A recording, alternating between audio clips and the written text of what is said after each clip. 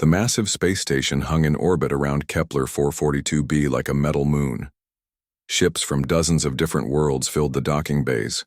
Some looked like smooth silver eggs, others like twisted branches of coral. A few resembled giant insects, made of metal and glass. All of them dwarfed the small human vessel that slowly approached Dock 17. Captain Lee Hyun watched the other ships through the bridge windows of the Terra's Voice. His crew had been quiet for the last hour. Everyone knew what this meeting meant. The Vorthak Empire had been attacking human colonies for months. 17 star systems had already fallen to their massive war fleets. "Captain, we're cleared for docking," said Lieutenant Park Jin from his station. The young man's voice was steady, but Lee Hyun could see the worry in his eyes. "Thank you, Lieutenant. Take us in slowly. Let's not give them any excuse to complain about human piloting skills."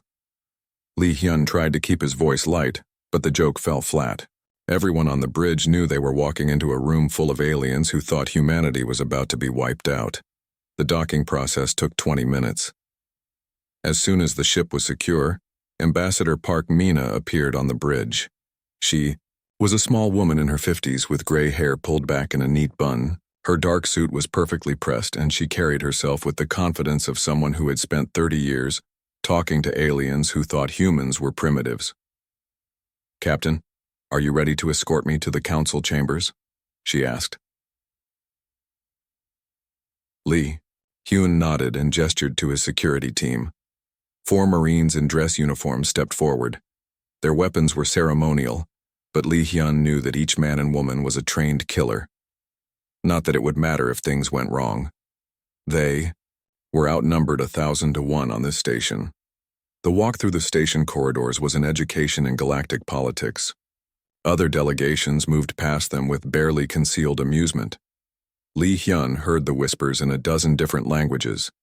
The translation devices in their ears turned the alien words into harsh truths. "Look at them. Only 5 guards. Day. Pet Zeffling has better protection. I almost feel sorry for them. The Vorthak will eat them alive. Why did they even bother coming? They should be using this time to evacuate their worlds." Ambassador Park Mina walked through it all with her head held high. She had heard worse things said about humanity in her long career. Lee Hyun admired her strength, but he also saw the tight lines around her eyes. She was just as worried as the rest of them. The council chambers were enormous. The ceiling stretched up into shadows, and the walls curved away in all directions. Thousands of seats surrounded a central platform where speakers could address the assembly. Most of the seats were filled with beings that looked like nightmares or fairy tales, depending on your point of view. The Zephyrian delegate stood nearly 3 meters tall. His blue skin was covered with silver tattoos that moved and shifted, like living things. When he saw the human delegation enter, his 4 eyes focused on them with obvious contempt. Klaxthor of the Zephyrian Trade Consortium recognizes the human delegation, he announced in a voice like breaking glass. "Though I wonder why they bothered to attend. Surely their time would be better spent preparing for extinction." Laughter rippled through the chamber. Not cruel laughter exactly, but the kind you might hear at a funeral for someone who had died doing something stupid. Lee Hyun felt his jaw clench, but Ambassador Park Mina just smiled and nodded politely. Near the back of the chamber, a cluster of insect-like beings clicked and buzzed among themselves. These were the Hivark, and their queen Lixandra was known throughout the galaxy for her sharp intelligence and sharper tongue. Her compound eyes glittered as she watched the humans take their assigned seats. "Even we maintain larger defensive fleets," she said to her attendants, loud enough for the translation devices to pick up. "And we are a peaceful species." What were the humans thinking? The aquatic depths dwellers had built a special water tank for their representative. Admiral Gurmoth floated in the center of it, his tentacles moving in patterns that Lee Hyun's translator said indicated concern. "The humans have always been brave traders," Gurmoth said to his aide. "I have dealt with them for many years. They do not deserve this fate." Lee Hyun felt a flash of gratitude toward the admiral. It was nice to know that at least one alien in the room didn't think humanity deserved to be wiped out. The chamber fell silent as the session officially began. The council speaker, an ancient being whose species Li Hyun didn't recognize, called for order with a sound like ringing bells. "We are gathered here to address the situation in human space," the speaker announced. "The Vorthak Empire has made significant territorial gains in recent months. We have received a request from the human government for assistance in mediating a peaceful resolution." More laughter, though it was quickly suppressed. Everyone in the room knew that the Vorthak didn't negotiate. They conquered. They had been doing it for 300 years, and they were very good at it. Ambassador Park Mina rose and walked to the central platform. She looked tiny, surrounded by all that empty space, but her voice carried clearly to every corner of the chamber. "Honored delegates," she began, "humanity comes before you today not as supplicants but as fellow members of the galactic community. We seek your wisdom and assistance in finding a peaceful resolution to the current crisis." She spoke for 10 minutes about international law, about the rights of sovereign worlds, about the importance of maintaining peace in the galaxy. It was a good speech, well-reasoned and carefully crafted. It was also completely pointless, and everyone in the room knew it. When she finished, the chamber was quiet for a long moment. Then the main display screens activated, showing a figure that made Li Hyun's blood run cold. Emperor Vextar of the Vorthak Empire appeared in hologram form above the central platform. He was nearly 4 meters tall, with scales that shifted, from deep green to black depending on the light. His eyes were yellow and cold, and when he smiled, his teeth looked like they could bite through steel. "Honored Council," he said in a voice like grinding stone, "I thank you for this opportunity to address humanity's concerns." The pause before the last word made it clear what he thought of human concerns. The Vorthak Empire has legitimate claims to the territories in question. These worlds were settled by humans in violation of ancient Vorthak territorial markers. We are simply reclaiming what has always been ours. Li Hyun knew it was a lie. The territorial markers Vextar was talking about were 3,000 years old, and they had never been recognized by the Galactic Council. But legal precedent didn't matter when you had the biggest fleet in known space. However, Vextar continued, the Vorthak Empire is not unreasonable. We are prepared to offer the humans a generous settlement, complete withdrawal from all disputed territories within 72 standard hours. Any human vessels or installations that remain after that time will be considered acts of war and dealt with accordingly. The hologram flickered and went dark. Vextar had made his offer and didn't feel the need to hear the response. Ambassador Park Mina returned to the platform, but before she could speak, Klaxthor rose from his seat.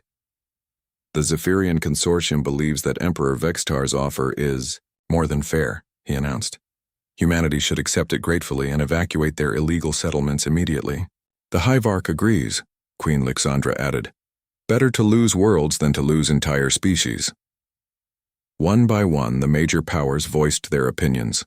Some, like Admiral Gurmuth, expressed sympathy for humanity's position. Others, like the crystalline hegemony, simply stated that they would not interfere in what they saw as a local dispute. None offered the assistance that Ambassador Park Mina had come to request. Li Hyun watched his ambassador's face as the votes came in.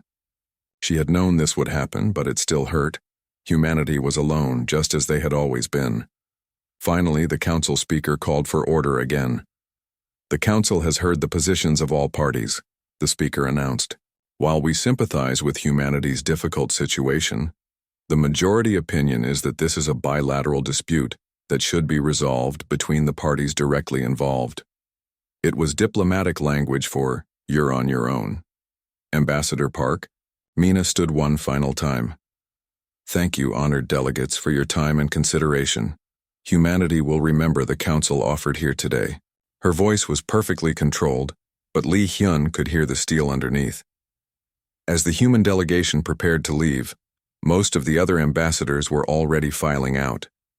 The show was over, and they had other business to attend to. Doi. Few lingered to offer private condolences, but their words felt hollow. Near the exit, Li Hyun noticed an elderly figure in flowing robes watching them carefully. This was Elder Tamway of the Seraphim, one of the oldest and wisest species in the galaxy. The Seraphim had been exploring space when most other races were still learning to make fire. As they passed, Elder Tamway spoke quietly to his aide, but he made no effort to hide his words from the human translation devices. Humans rarely do anything without careful planning, he said thoughtfully. I wonder what they are not telling us. Li Hyun filed the comment away. Of all the aliens he had encountered today, Elder Tamway was the only one who seemed to think humanity might have a plan beyond hoping for mercy. The UES Retribution hung motionless in the void between stars. From a distance it looked like any other human battleship. Dark gray hull plating, angular design, and the standard configuration of weapon ports and sensor arrays that marked it as a military vessel. Only someone with very good sensors and a lot of experience would notice that something was different about this particular ship. Admiral Kim Tae stood on the bridge, his hands clasped behind his back as he studied the tactical displays. At 55, he was one of the youngest admirals in human space, but his gray eyes held the weight of someone who had seen too much combat. Today, those eyes were focused on a display showing over 300 red dots approaching from deep space. Admiral, long-range sensors are picking up the Vorthak advance fleet, reported Commander Cho Yoon from her station. She was 32, with short black hair and the kind of steady voice that came from years of tactical training. Estimated time to engagement range is 6 hours, 14 minutes. Kim Tae nodded slowly. 6 hours. In 6 hours, either humanity would still exist as a free species, or the Retribution would be scattered atoms drifting in space. There wasn't much middle ground when facing a Vorthak war fleet. How many ships total? He asked. 317 confirmed contacts, Cho Eun replied.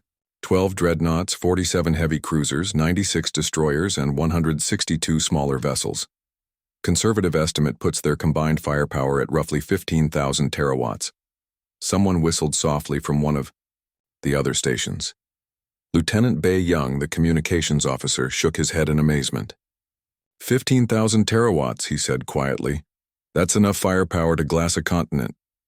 It's enough firepower to glass an entire planet, corrected Chief Engineer Yoon Seok as he emerged from the main elevator.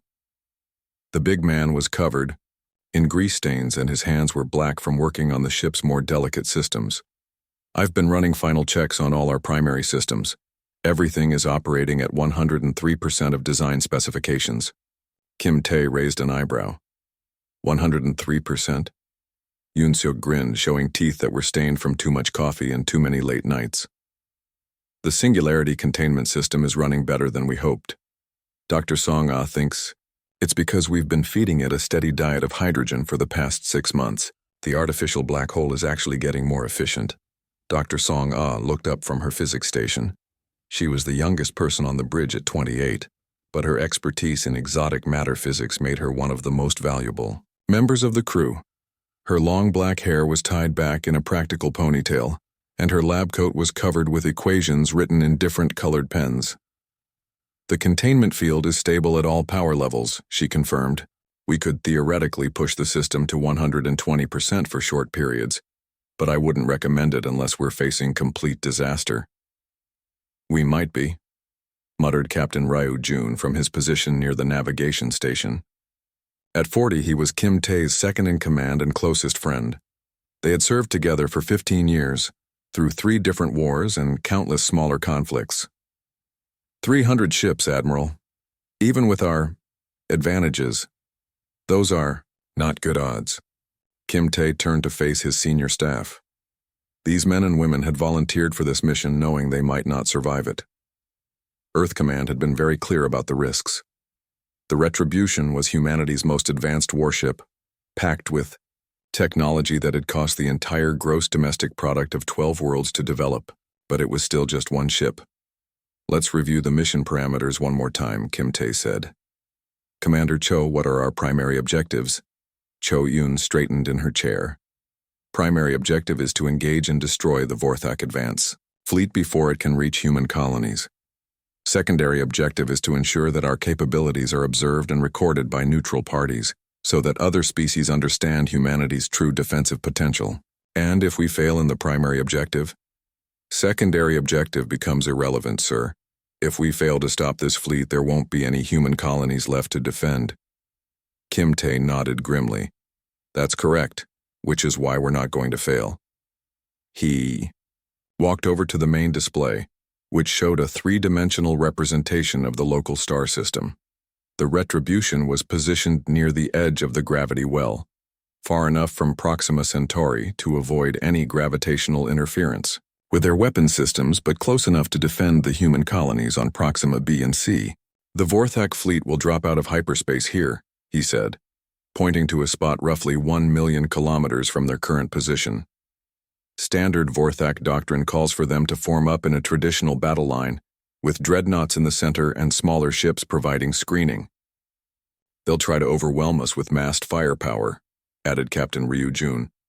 It's worked for them against every other species they've conquered. But we're not every other species, said Dr. Song-Ah quietly. Are we, Admiral? Kim Tae smiled. For the first time in hours. No, Doctor, we definitely are not. He turned to Lieutenant Bae Young. Any word from the observer ships? Bae Young nodded. The Zephyrian cruiser Moonlight Serenade is holding position at maximum sensor range. The HFY Science Vessel Research Protocol 7 is also observing, along with ships from 6 other species. They're all maintaining radio silence, but they're definitely recording everything. Good. It's important that they see what happens next.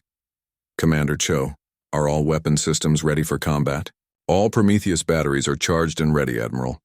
Targeting computers are online, and the fire control systems are showing green across the board.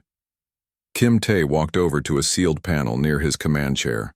Inside was a simple key and a red button. He had carried the key around his neck for 6 months, waiting for this moment.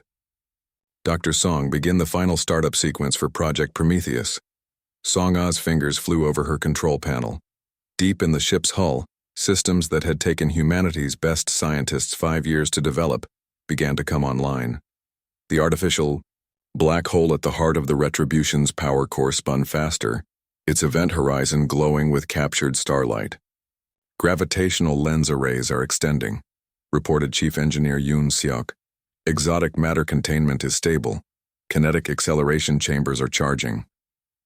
On the outside of the ship, what had appeared to be standard sensor arrays began to unfold like mechanical flowers.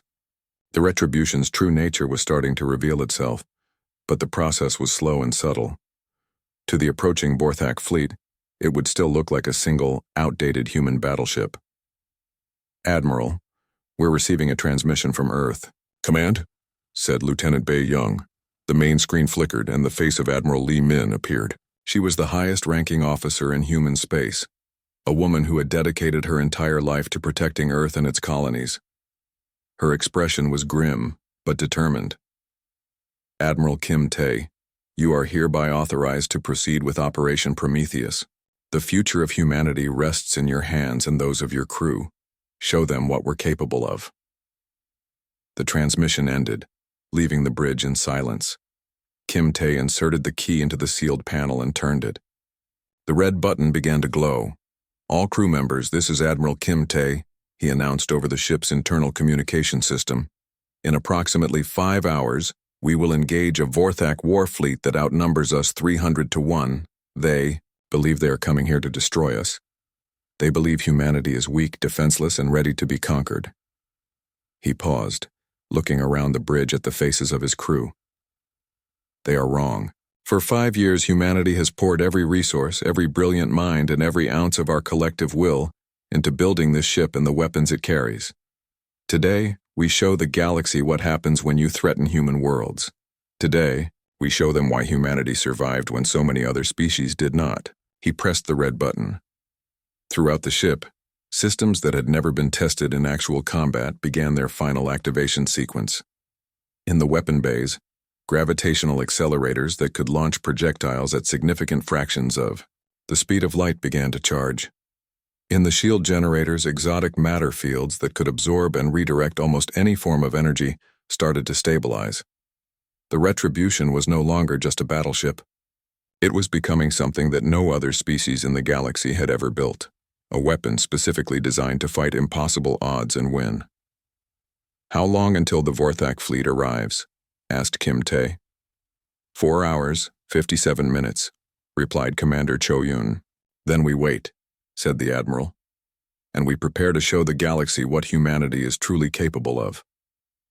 Far away, on the Galactic Council Station, emergency sessions were being held as news of the approaching Vorthak fleet spread. Most delegates assumed they were witnessing the final hours of human civilization. Some felt sadness at the loss of a young, ambitious species. Others simply saw it as another lesson in the harsh realities of galactic politics. None of them understood that they were about to witness something unprecedented in galactic history. The Zephyrian observer ship had already begun transmitting preliminary reports back to their homeworld. Single human vessel holding position against massive Vorthak fleet.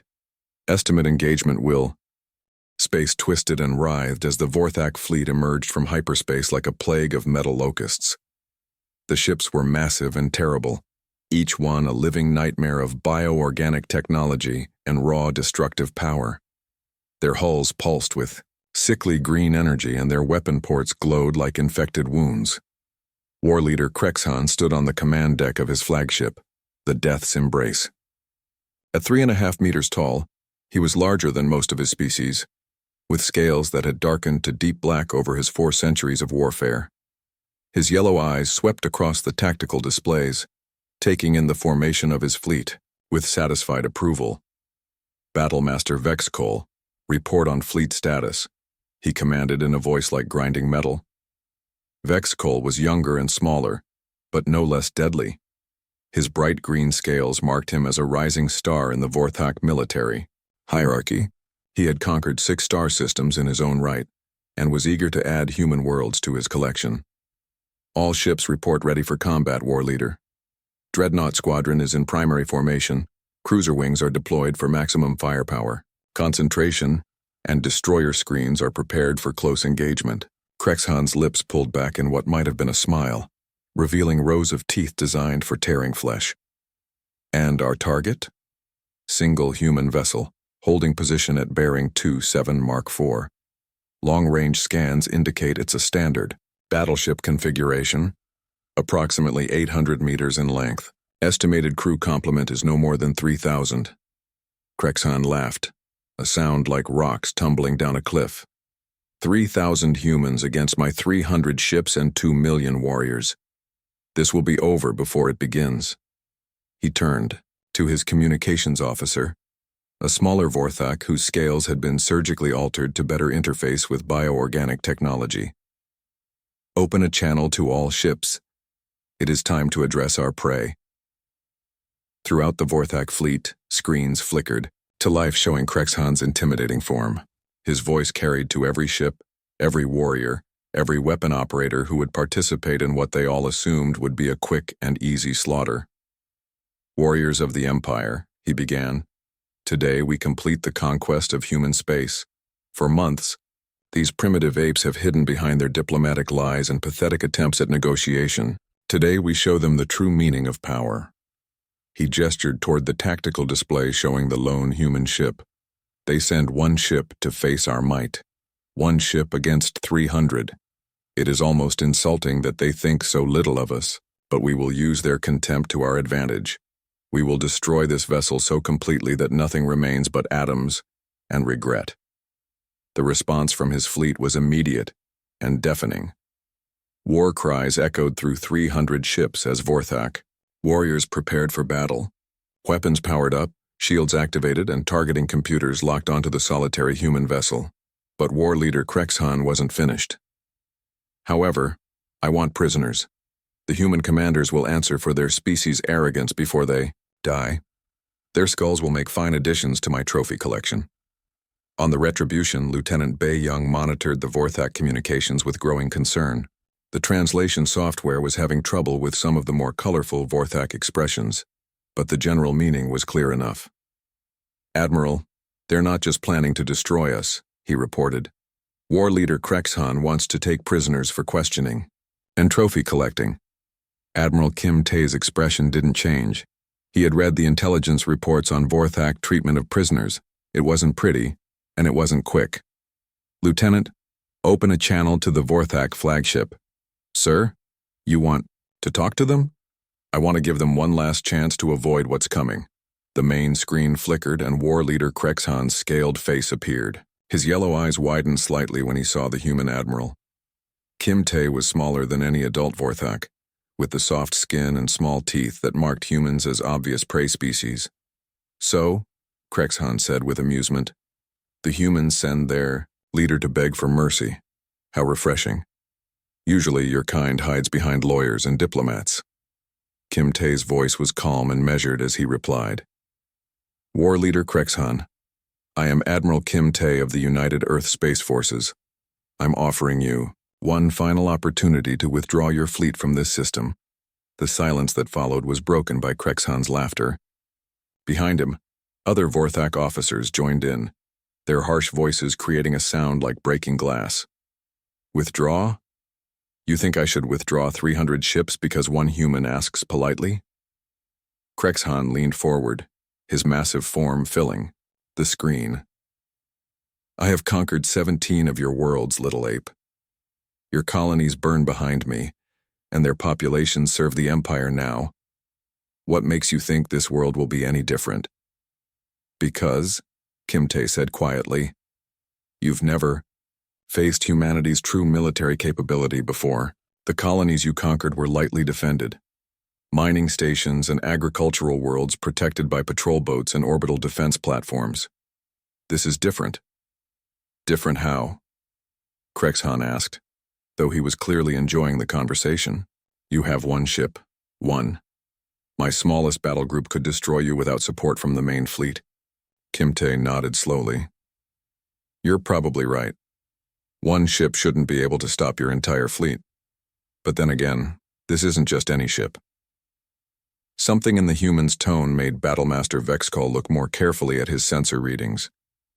The human vessel was definitely a battleship, but there were some unusual energy signatures coming from its hull. Nothing threatening, but different. War Leader, he said quietly, I'm detecting some anomalous readings from the human ship. Their power output is higher than expected for a vessel of that size. Krexhan waved dismissively. Probably overloading their reactors in a desperate attempt to look dangerous. Let them waste their power. On the Retribution's bridge, Admiral Kim Tae could see that his warning wasn't having the desired effect. Krexhan was too confident, too certain of victory to consider that the humans might actually pose a threat. War Leader, I've given you fair warning. What happens next is your choice. Krexhan's amusement was replaced by cold anger. What happens next is that you die, little ape. My ships will tear yours apart piece by piece. Your crew will watch their friends die before joining them, and when it's over, I'll have your skull mounted above my command throne. The transmission ended, leaving Kim Tae staring at a blank screen. Well, said Captain Ryu Jun, I think we can call that a diplomatic failure. Kim Tae turned to Lieutenant Bae Young. Are all observer ships in position? Yes, sir. 8 different species have vessels at maximum sensor range. They're all recording everything. Good. It's important that they witness what comes next. He walked to his command chair and activated the ship-wide communication system. All hands, this is Admiral Kim Tae. The Vorthak fleet has rejected our final offer of peaceful withdrawal. We are now at condition red. All personnel to battle stations. This is not a drill. Throughout the ship, the crew moved with practiced efficiency to their combat positions. In the weapon bays, Chief Engineer Yoon Seok supervised the final activation of systems that had never been tested in actual warfare. Prometheus batteries 1 through 6 are online and ready, he reported. Exotic matter containment is stable, at all power levels. We're ready to show these lizards what human engineering can accomplish. Dr. Song-ah checked her readings one final time. The artificial black hole at the ship's heart was spinning at maximum safe velocity, its gravitational field contained by exotic matter fields that existed only in theory 6 months ago. Admiral, all physics packages are nominal. We're at 105% of design capacity across all systems. Commander Cho Yoon was busy updating targeting solutions as the Vorthak fleet formed into attack formation. The enemy ships were arranging themselves exactly as human intelligence had predicted. Dreadnoughts in the center, cruisers on the flanks, destroyers forming screening elements. Enemy fleet is assuming standard battle formation, she reported. Lead dreadnought Death's Embrace is at the center of their line. Range 900,000 kilometers and closing. Time to optimal firing range is 14 minutes. Kim Tae nodded. The Vorthak were going to do exactly what 300 years of military tradition told them to do. They would close to standard engagement range, form a battle line, and attempt to overwhelm their target with massed firepower. It was a good strategy when facing conventional opponents. Against the Retribution, it was suicide. Commander Cho, begin targeting sequence. Primary targets are the dreadnoughts. Secondary targets are heavy cruisers. Ignore the smaller vessels until the main threats are neutralized. Understood, Admiral. Targeting computers are locked on. The Vorthak fleet continued its approach, weapons charging and shields strengthening. War leader Krexhan stood on his command deck, watching the human ship grow larger on his tactical displays. In a few minutes, he would give the order to open fire, and this pathetic attempt at resistance would be over. Battlemaster, what is our estimated time to weapons range? He asked. 12 minutes until optimal plasma cannon range, Vexcol replied. The human ship hasn't moved or attempted to flee. They're just sitting there. Cowards often freeze when faced with inevitable death, Krexhan said dismissively. Or perhaps they hope we'll show mercy if they don't resist. The first sign that something was wrong came when the Vorthak fleet's plasma bolts and quantum torpedoes began to disappear. War leader Krexhan watched in growing confusion as his ship's weapons fired at the human vessel, only to have their deadly energy simply vanish as it approached the target. Battlemaster Vexcol, explain what I'm seeing, Krexhan demanded. Vexcol was frantically checking his sensor readings, his green scales rippling with stress patterns. The human ship appears to be surrounded by some kind of energy field. Our weapons are being absorbed or deflected. I'm reading massive gravitational distortions around their hull. Gravitational? What are these apes playing with? Before Vexcol could answer, the human ship began to change. What had appeared to be a standard battleship started to transform before the eyes of 300 Vorthak crews. The hull plating retracted with mechanical precision, revealing massive structures underneath. The ship grew longer as hidden sections extended from the main hull. Weapon ports that had been concealed behind false armor plating opened like deadly flowers blooming in the void. Within minutes, the vessel that had looked like an 800-meter battleship revealed itself to be nearly 2 kilometers of advanced military technology. The transformation was beautiful and terrifying, like watching a sleeping dragon unfold its wings. On the Retribution's bridge, Admiral Kim Tae watched as his ship's true nature was finally revealed to the galaxy. 5 years of the most advanced engineering humanity had ever attempted was coming online all at once. Chief Engineer Yoon, status report on all Prometheus systems, he ordered. Yoon Seok's voice came back filled with excitement and pride. All gravitational lenses are fully extended and operational. Exotic matter containment is stable at maximum field strength. Kinetic acceleration chambers are charging to full power. Admiral, we are ready to show these lizards what human weapons can do. Dr. Song-Ah looked up from her physics station, her eyes bright with the thrill of seeing her theoretical work become deadly reality. The artificial black hole is spinning at optimal velocity. Power output is steady at 108% of design specifications. We have enough energy to maintain full combat operations for approximately 7 hours. Commander Cho Yoon was busy updating targeting solutions as the Vorthak fleet struggled to understand what they were facing. All primary targets are locked and confirmed. Prometheus batteries 1 through 6 are ready to fire on your command. Kim Tae nodded slowly. Then let's begin the demonstration. The first Prometheus cannon fired with a sound like reality tearing. The weapon itself was unlike anything any species in the galaxy had ever built. At its heart was a gravitational accelerator that used controlled space-time distortions to launch projectiles at significant fractions of light speed.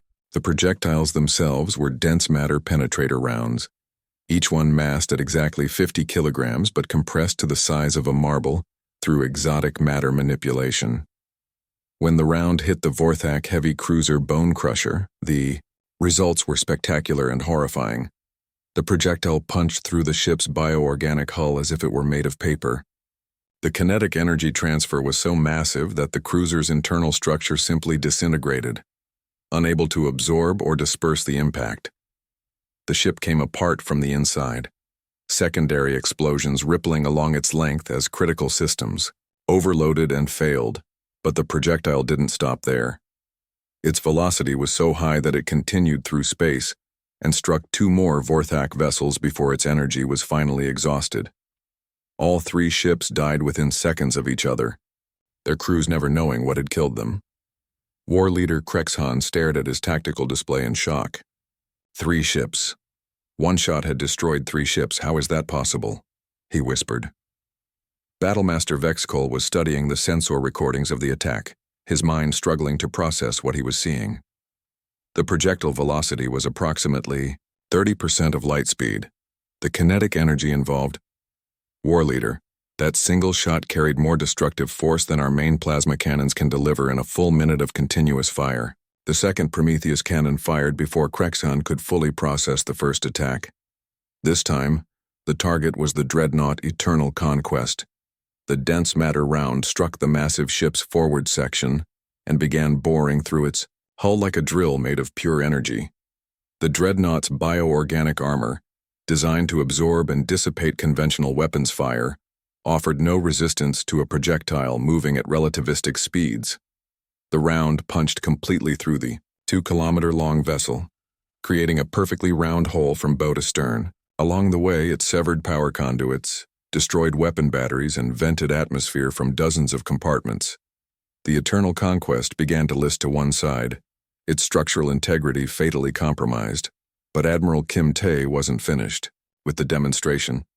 The Retribution had other weapons besides the Prometheus cannons. Dr. Song, activate the Quantum Disruptor Array. Quantum Disruptors online and ready, Admiral. The Quantum Disruptors were humanity's answer to the energy, shielding technology used by most galactic species. While other civilizations had focused on building better shields, humans had developed weapons specifically designed to make shields work against their users. The beams that lanced out from the Retribution looked deceptively weak, thin streams of purple energy that seemed almost delicate compared to the massive plasma bolts favored by Vorthak warships. But when they struck their targets, the effects were devastating. The quantum disruptor beams didn't just penetrate energy shields, they caused them to collapse catastrophically. The feedback from the shield failure overloaded power systems throughout the targeted ships, turning their own defensive technology into a weapon that destroyed them from within. 4 Vorthak destroyers died simultaneously as their shields collapsed and fried their internal systems. Their crews had perhaps 3 seconds to understand what was happening before their ships became expanding clouds of superheated debris. This is impossible, Krexhan said, his voice barely above a whisper. No single ship can generate this kind of firepower. But Vexkol was studying the energy readings from the human vessel, and what he saw made his blood run cold. War leader, that ship isn't using conventional power sources. I'm reading gravitational anomalies consistent with a controlled black hole. A what? They've somehow harnessed a singularity as a power source. The energy output would be virtually unlimited. The third Prometheus cannon fired, and another Vorthak dreadnought began to die. The round struck the ship's central section, but this time something different happened. Instead of punching straight through, the projectile struck the vessel's main power core. The explosion that followed lit up space like a small star being born. The blast was so intense that nearby Vorthak ships were damaged by the radiation and electromagnetic pulse. 2 cruisers lost their navigation systems and began to drift helplessly. A destroyer's bioorganic hull began to cook from the thermal radiation, forcing its crew to abandon ship. On the observer vessels scattered around the edge of the battle zone, alien crews watched the slaughter with growing amazement and terror. Captain Theldar of the Zephyrian cruiser, Moonlight Serenade, turned to his tactical officer. How many ships has the human vessel destroyed so far? 12 confirmed kills, Captain. 7 heavy cruisers, 3 destroyers, and 2 dreadnoughts. Total elapsed time since the engagement began is 4 minutes and 37 seconds. Captain Theldar had fought in 3 interspecies wars and had never seen anything like this. Continue recording. Command needs to see this. Queen Lixandra of the HFY stood motionless in her observation chamber, her compound eyes processing multiple data streams simultaneously. Her species had the most advanced computer modeling systems in known space, but even they couldn't have predicted this level of destruction. Scientific Officer, update your analysis of human military capability. Your Majesty, based on observed weapon performance, a single human vessel of this class could engage and defeat a fleet of up to 500 conventional warships, possibly more depending on their ammunition reserves and power generation capacity. And, if they have built more ships like this one? The scientific officer's antennae drooped with worry. Then humanity has become the dominant military power in this section of the galaxy. Elder Tamway of the Seraphim floated in his meditation chamber, his ancient mind absorbing patterns of destruction that rewrote everything he thought he knew about warfare. His species had survived by avoiding conflict, but these humans had survived by perfecting it. Aid prepare a priority message for the High Council. Classification level extinction event. Message content. Humanity has developed weapons technology beyond current galactic norms. Recommend immediate diplomatic contact and offer of alliance. Yes, Elder. Shall I also recommend that our military advisors review our own defensive capabilities? Definitely, and suggest they work quickly. Back in the battle zone, War Leader Krexhan was discovering that numerical superiority meant nothing when your weapons couldn't penetrate enemy defenses, and their weapons could destroy your ships with single shots. All ships, concentrate fire on the human vessel. Maximum power to all weapon systems. 300 Vorthak W. The emergency session of the Galactic Council began exactly 6 hours after the last Vorthak ship fled from human space. Representatives from dozens of species filled the great chamber, but the mood was very different from the mockery and dismissal that had greeted Ambassador Park Mina just days before. Now, the alien delegates sat in stunned silence as recordings from the battle played on the massive central screens. The footage showed the transformation of the Retribution from apparent battleship to weapons platform, the devastating effectiveness of human weapons, and the systematic destruction of what had been considered one of the most powerful invasion fleets in galactic history. Captain Lee Hyun stood beside Ambassador Park Mina in the human delegation area, watching alien faces as they processed what they were seeing. Some looked frightened. Others showed the calculating expressions of beings who were rapidly reassessing the balance of galactic power. A few seemed genuinely impressed by humanity's display of military prowess. Honored delegates, announced the council speaker, we have reviewed the recordings provided by 8 independent observer vessels. The events depicted appear to be accurate and unaltered. A single human warship engaged and defeated a Vorthak invasion fleet of over 300 vessels. The chamber erupted in whispered conversations as delegates discussed the implications among themselves. The Zephyrian representative, Klaxthor, was no longer displaying the arrogant contempt he had shown toward humanity just a few days earlier. His 4 eyes were focused intently on the tactical analysis scrolling across his personal display. Queen Lixandra of the HFY rose from her position, her compound eyes glittering in the chamber's artificial light. The HFY delegation requests clarification on the nature of human weapons technology. Our analysis suggests that your vessel was employing gravitational manipulation on a scale previously thought impossible. Ambassador Park Mina walked to the central platform with calm confidence. The same woman who had been dismissed as representing a doomed species now commanded the absolute attention of every being in the chamber. Your Majesty, humanity has indeed developed advanced weapons technology. However, I must emphasize that these weapons are purely defensive in nature. We have no intention of using them for conquest or expansion. Admiral Gurmuth of the Depths Dwellers floated in his specialized tank, his tentacles moving in patterns that indicated deep thought. Ambassador Park, your assurances are appreciated, but the weapons we observed could theoretically be used for offensive operations against any species in the galaxy. How can we be certain of humanity's peaceful intentions? Before Ambassador Park Mina could respond, a new voice spoke from the upper levels of the chamber. Elder Tamway of the Seraphim had risen from his meditation position, his ancient form, commanding instant respect from every other delegate. "If I may," he said in a voice like distant thunder, "the Seraphim have observed humanity's actions carefully. In every conflict we have witnessed, humans have shown restraint once their enemies ceased hostilities. The Vorthak ships that surrendered or attempted to withdraw were allowed to escape unharmed." He paused, his ancient eyes scanning the chamber. More importantly, humanity had the opportunity to pursue and destroy the fleeing Vorthak vessels.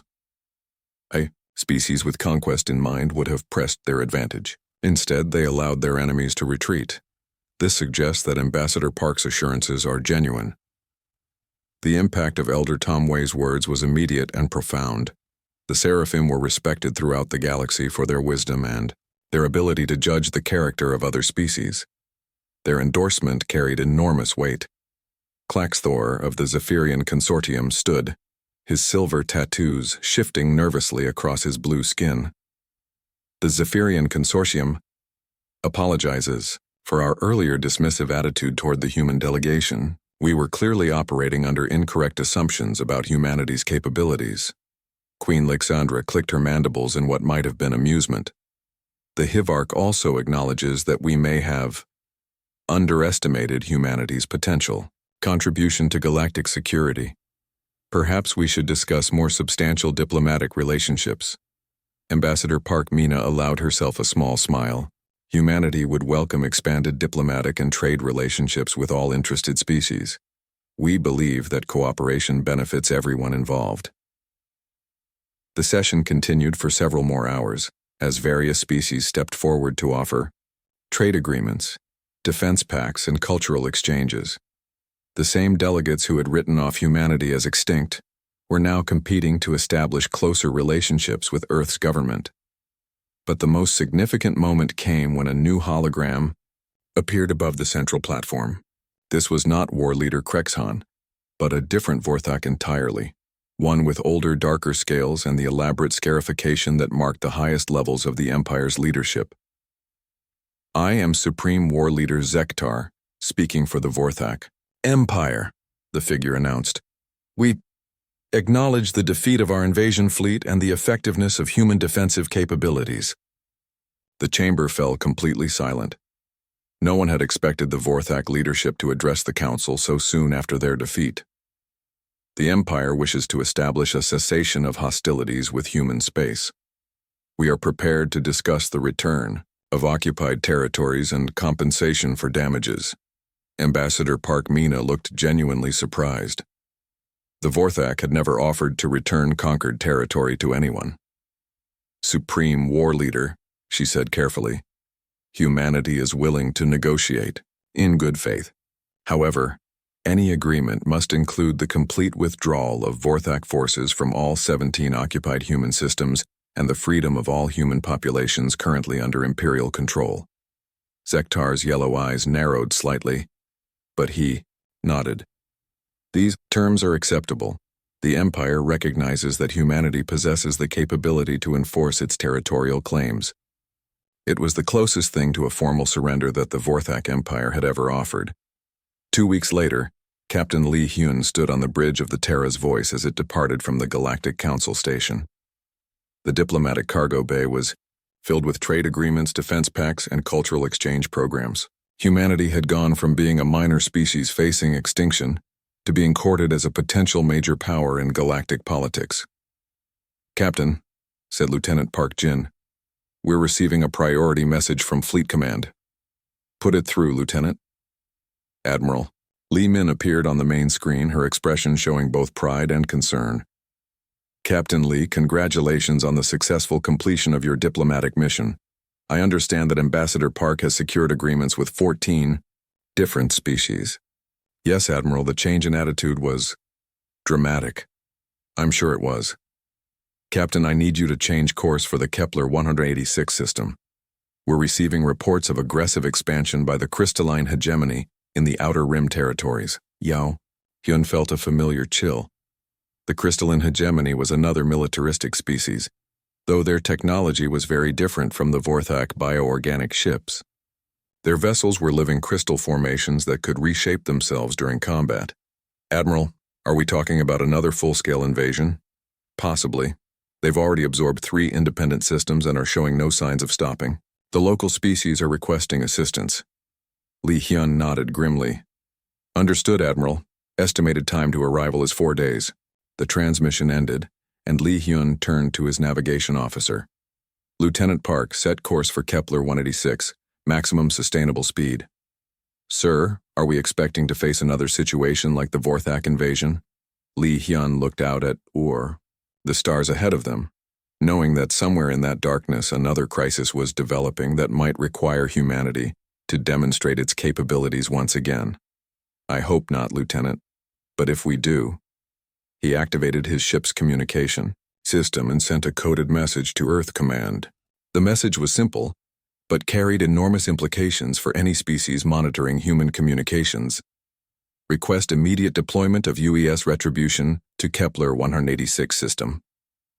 3 days later, the Retribution dropped out of hyperspace at the edge of the Kepler 186 system. The ship appeared to be the same modest battleship that had faced the Vorthak fleet, but now every military intelligence service in the galaxy was studying every detail of its design. Admiral Kim Tae stood on his bridge, reviewing intelligence.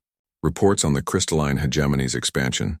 Their ships were different from Vorthak vessels, but the threat they posed to innocent populations was the same.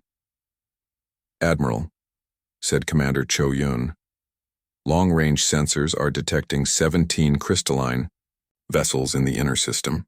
They appear to be strip mining the asteroid belt while their ground forces occupy the inhabited planet. Any word from the local government? They're requesting immediate assistance, sir. The crystalline forces have given them 72 hours to surrender or face complete planetary bombardment. Kim Tae allowed himself a grim smile. It seemed that every aggressive species in the galaxy had the same playbook. Lieutenant Bay, open a channel to the crystalline flagship. The main screen flickered, showing a being that looked like it had been carved from living diamond. Its body was angular and multifaceted, with light refracting through its crystal. Structure in hypnotic patterns. I am Crystal Lord Prexon of